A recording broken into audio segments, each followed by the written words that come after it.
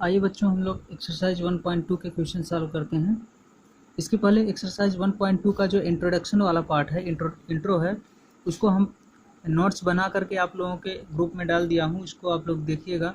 उसमें prime numbers क्या होती हैं और कंपोजिट नंबर्स क्या होती है उसके बारे में बताए हैं। फिर एचसीएफ क्या होता है, एलसीएम क्या होता है, फैक्टर्स मल्टीपल्स में डिफरेंस क्या है, वो सारी चीज़ें हम इंट्रो वाले जो नोट्स भेजा हूँ उसमें बता दिया हूँ। उसको आप लोग देख लीजिएगा क्या होते हैं। उसके बाद फिर एक्सरसाइज 1.2 से रिलेटेड कुछ एग्जांपल्स हैं, उसको कैसे सॉल्व करते हैं इसके लिए नोट्स हम भेज चुके हैं, उसको देख लीजिएगा। फिर उसके बाद कुछ क्वेश्चंस हैं जिसको किस तरह से सॉल्व करते हैं, एक एक करके हम उसको आप लोगों को इंट्रो दे देता हूँ। बाकी जो क्वेश्चन रहेंगे 1.2 के उसको आप लोग सॉल्व कीजिएगा अपने से। जैसे पहला क्वेश्चन है, एक्सप्रेस कर रहा है, express each number H products of its prime factor. मतलब कह रहा है कि जितने भी नंबर दिया गया है एक्सरसाइज 1.2 के क्वेश्चन नंबर 1 में जितने भी दिए गए हैं नंबर, उनको क्या करना है, प्राइम फैक्टर्स में एक्सप्रेस करना है। ठीक, प्राइम फैक्टर में क्या करना है, आप लोगों को लिखना है, रिप्रेजेंट करना है। इसमें मान लो जैसे 1 2 3 4 5 5 के क्वेश्चन दिए हैं, इसमें तीसरा वाला हम सॉल्व कर दे रहे हैं।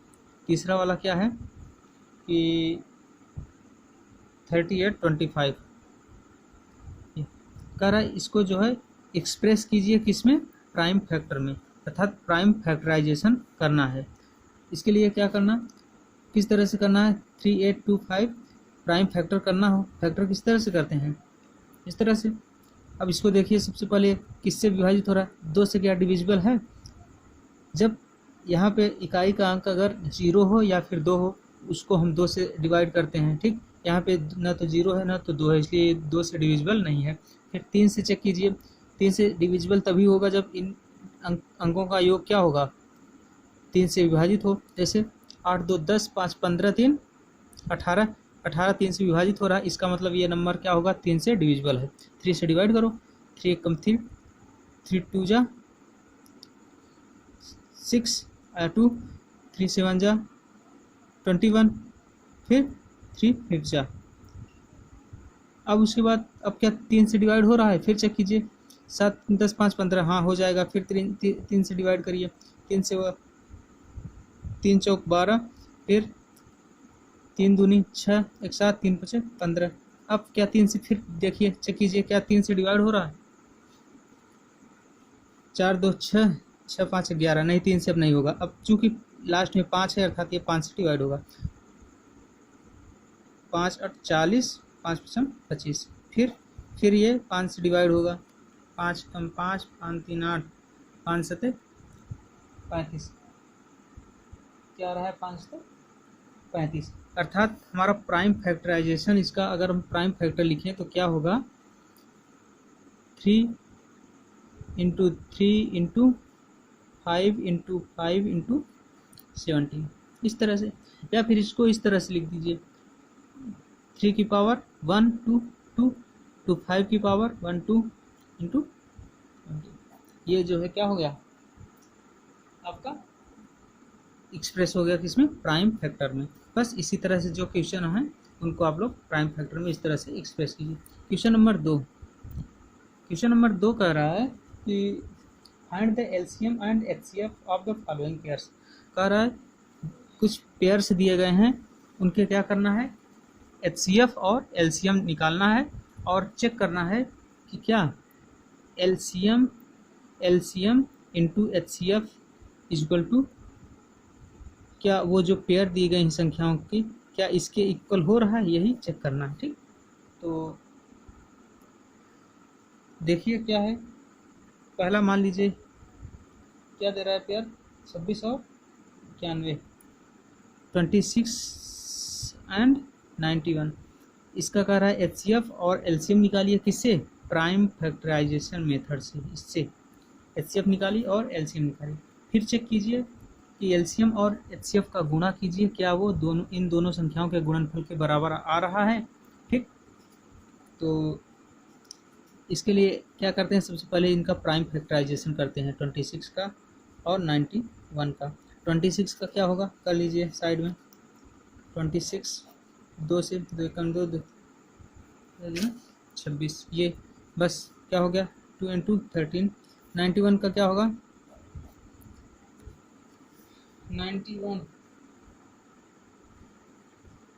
91 2 से डिवाइड नहीं होगा और 3 से डिवाइड नहीं होगा, किससे होगा 7 से होगा, 5 से भी नहीं होगा, 6 से भी नहीं होगा, 7 से होगा।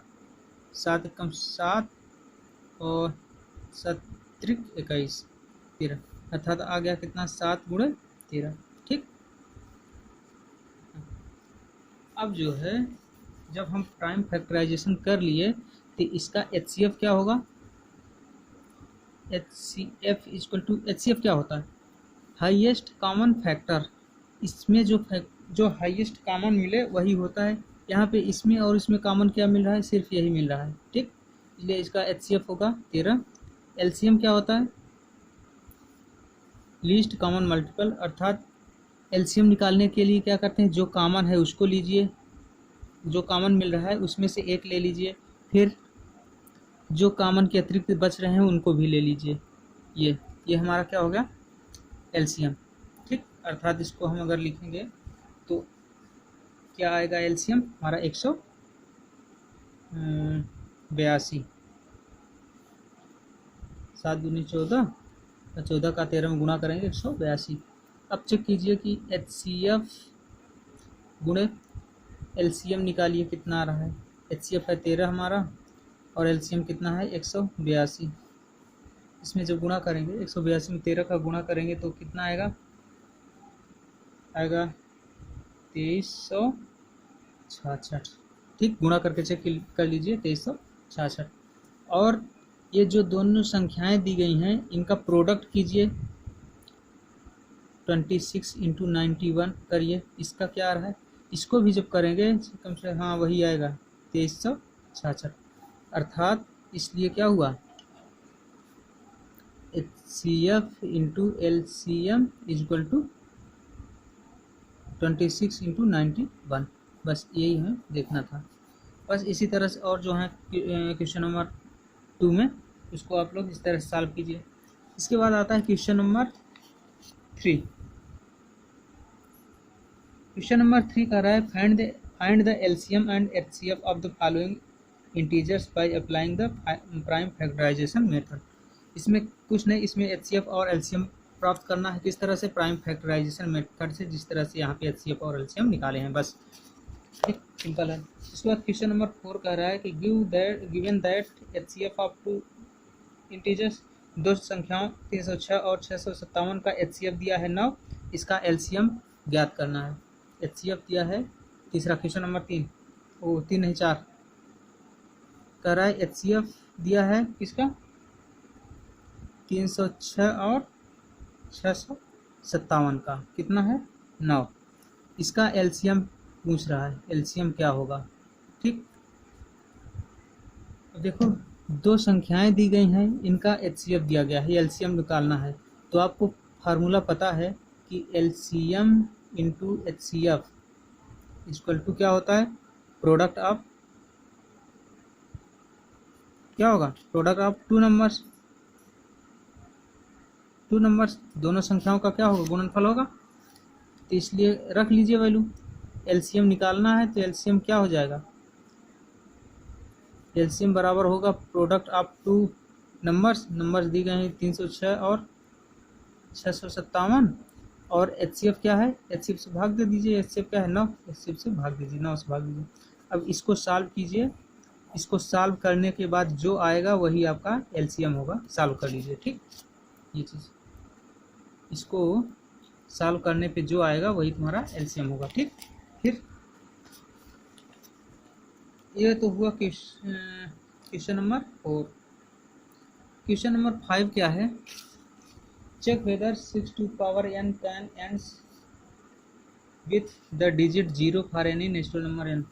6 पावर n को चेक करना है कि क्या ये किसी भी नेचुरल नंबर n के लिए, किसी नेचुरल नंबर n के लिए क्या यह 0 से समाप्त होगी, अर्थात इसका इकाई का अंक क्या 0 होगा 6 की पावर n।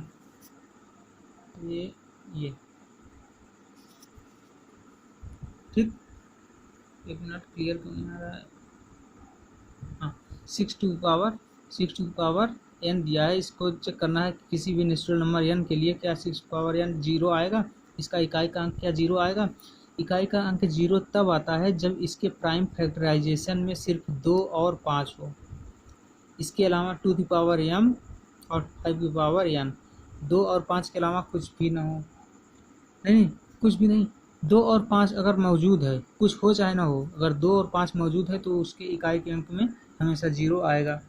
यहाँ पे चेक कीजिए, 6 का प्राइम फैक्टराइजेशन करोगे 2 × 3 आएगा, इसकी पावर n लिखो। यहाँ पे आ गया 2 की पावर n एंड 3 की पावर n। ठीक, इस तरह से। इसमें 2 की पावर तो है बट यहाँ पे 5 की पावर नहीं है ना, 5 की पावर नहीं है, इसलिए ये क्या होगा, इसका इकाई का अंक कभी भी 0 नहीं होगा। यहाँ पे लिखना सिंस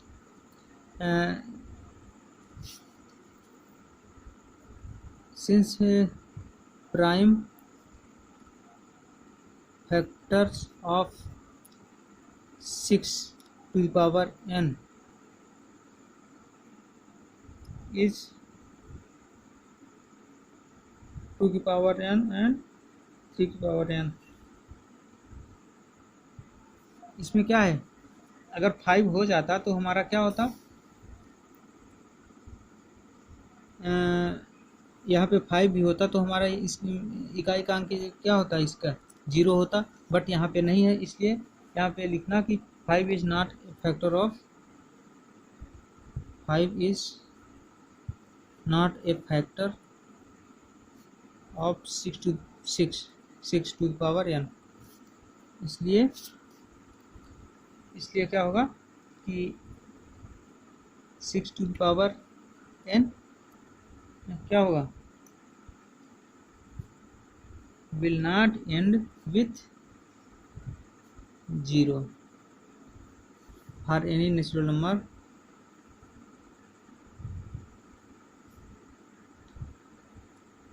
n। ठीक, बस सिंपल है। इसके बाद क्वेश्चन नंबर 6 कह रहा है, क्वेश्चन नंबर 6 क्या है, कह रहा है कि एक्सप्लेन वाई क्या 7 × 11 × 13 + 13 आर कंपोजिट नंबर्स। चेक करना है कि ये कंपोजिट नंबर क्यों होंगे। क्या है, 7 × 11 × 13 धन 13, ये कंपोजिट नंबर क्यों होगा, ये चेक करना है। तो इसको इस तरह से सॉल्व कीजिए, 7 × 11 × 13 + 13, यहाँ पे कॉमन ले लीजिए 13 आएगा, 7 × 11 + 1 अर्थात क्या है 13 × 78। हाँ, आ गया ना। अब देखो कंपोजिट नंबर क्या होती है, कंपोजिट नंबर वो होती है जिसका फैक्टर सिर्फ एक हो या फिर वो एक और एक उस नंबर के अलावा अगर कोई और फैक्टर हो जाता है तो कंपोजिट नंबर होती है। ठीक, तो यहाँ पे क्या है, यहाँ पे 2 फैक्टर हो गए ना, एक 13 है, एक 78 है, या फिर अगर 78 का भी प्राइम फैक्टराइजेशन करोगे तो और आएंगे, अर्थात 2 से ज़्यादा प्राइम फैक्टराइजेशन हो गया, इसलिए ये क्या होगा,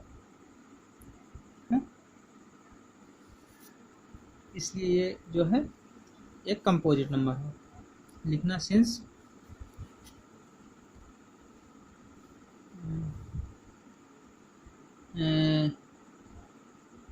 it has more than 2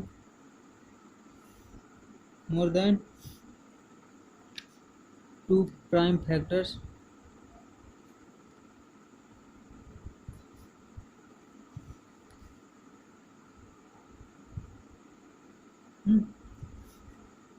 since, इसलिए क्या होगा 7 × 11 × 13 + 13 इज ए कंपोजिट नंबर।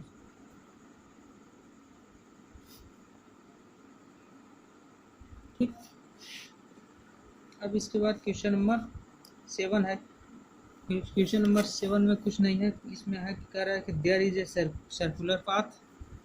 ठीक, कह रहा है कि there is a circular path around a sports field.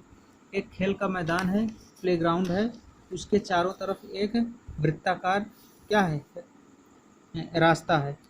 और Sonia takes 18 minutes to drive 1 round of the field. Sonia क्या कर रही है, एक फील्ड का एक चक्कर लगाने में कितना समय ले रही, 18 मिनट का। और रवि जो है एक चक्कर लगाने में 12 मिनट का समय ले रहा है। ठीक, अर्थात रवि जो है एक चक्कर जल्दी से पूरा कर ले रहा है। एक सर्कुलर एक प्लेग्राउंड है, इस सर्कुलर जो है रास्ता है। रवि जो है एक चक्कर लगाने में कितना समय ले रहा है, 12 मिनट का रवि ले रहा है। और सोनिया ले रही है 18 मिनट का, अर्थात रवि जल्दी एक चक्कर जल्दी लगा ले रहा है। ठीक, तो कह रहा है कि suppose they both start at the same points. Suppose वो दोनों एक साथ एक ही जगह से दौड़ना शुरू करें, फिर एक ही डायरेक्शन में, एक ही दिशा में। सोनिया और रवि दोनों एक ही डायरेक्शन में अगर दौड़ना शुरू करते हैं तो after how many minutes will they meet again at the starting point. कितने मिनट बाद वो इसी पॉइंट पे फिर से दोबारा मिलेंगे। तो क्या करना होगा, इसका एलसीएम निकालना होगा। एलसीएम क्यों, क्योंकि 12 और 18 का जो मल्टीपल होगा, 12 का जो मल्टीपल आएगा और 18 का जो मल्टीपल आएगा, जब ऐसा छोटा से छोटा मल्टीपल, जब दोनों का मल्टीपल बराबर हो जाए तभी वो यहाँ पे मिलेंगे। इसलिए 12 और 18 का क्या निकाल लेना है, एलसीएम। और वही क्या होगा, आप लोगों का आंसर होगा।